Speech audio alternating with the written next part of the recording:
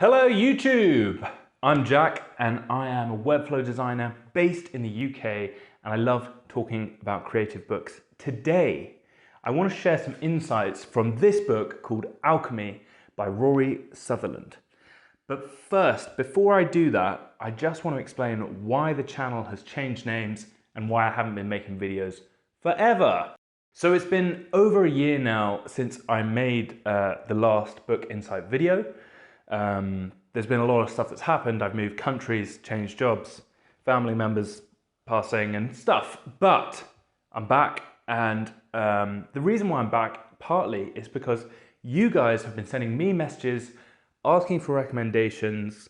You've been asking me when I'm going to do YouTube videos again.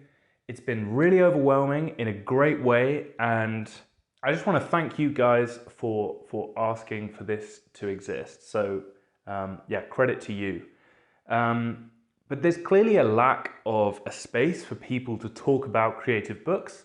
I think there's a lot of UI UX communities and Illustrator communities and stuff, but there's not like a space for creative people to focus on books and share their learnings and grow and meet each other in like a safe online space. So I've created the Creative Book Club, which is a free online community of creatives who want to learn, grow and share from whatever they read. So if that sounds like you, then please do come and say hi. We have weekly calls. There's a Discord community. We have a jobs board. There's loads of bits in the Discord community, and it's growing really fast, which is awesome. So do come and talk about whatever creative books you want to talk about in there. I'll put a link in the description below. Now, let's get on with the book. Rory Sutherland's book, Alchemy. So who is Rory Sutherland then? Rory Sutherland is the Vice President at Ogilvy, a marketing, advertising and PR agency, which is based in London and New York and everywhere, basically. It's a huge, huge company. And he's a fascinating, provocative, brilliant, eloquent guy. If you want to check him out, I'd recommend looking at some TED Talks. I'll put some links below. He's done some incredible TED Talks which are insanely popular. Rory is obsessed with understanding what the real why is. With that being said, let's get into the top 3 biggest takeaways that I've taken from this book. The first takeaway that I've got for you is that logic should be used as a tool, not the rule. So Rory describes this really eloquently, and I'm probably going to butcher it here for you now. But basically, we try too hard to be logical in order to predict events or explain events. And if we're less logical and more psychological, i.e. we think more about the psychology behind things and the logic rather than just looking at the logic, we will actually make far better informed decisions. Rory uses the example of Red Bull to make an example of this logic should be used as a tool, not a rule theory. Essentially, the Red Bull energy drink, went to a consumer testing agency to see the international reaction to Red Bull outside Thailand where it originated. And the agency had never seen a worse reaction to a beverage ever before. Consumers not only said that it tasted disgusting, but they were actually angry at Red Bull for suggesting that this drink should be sold. So it's pretty fascinating that one of the largest energy, if not the largest, energy drink companies in the world, which sells 6 billion cans annually and has enough money on the side to fund a Formula One team, could have such success despite the data that this agency presented saying that this is not a viable business. You may actually be having an insanely successful idea that never comes to light just because you are looking at logical data points which don't take into account the wider picture. Food for thought. A great bit of advice from Rory is that you should test things that seem counterintuitive, because those are the things that have probably been least tested before. Takeaway number 2 is that while people believe that they are being logical and objective, they're not. So David Ogilvy, the founder of Ogilvy, there's a brilliant quote that he said. He said, "The trouble with market research is that people don't think what they feel, they don't say what they think, and they don't do what they say." i.e., companies should base their decision making less on what people say, but more on what they feel. I think this is a fascinating idea where you need to look at the real why, understanding what is beneath what people are actually saying to really understand what they're trying to communicate.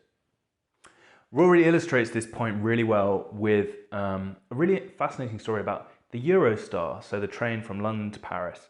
In a consumer survey the Eurostar did, the number one thing that the Eurostar customers wanted was that the journey to be quicker. So Eurostar basically hired a bunch of engineers to work out how the train journey could be quicker. And they came up with a £6 billion plan that included new tracks, and it would shave 40 minutes off a 3.5-hour journey time. But Rory says that this isn't actually a good use of that money. And in fact, for far less money, you could solve the real problem that the consumers felt that the journey felt too long. It was perceived as too long. It wasn't actually too long, it just felt too long. And so Rory suggests that it would be far better to spend that money on hiring a bunch of supermodels to hand out wine to the customers for free during the journey. And then the customers will complain that the journey is too short.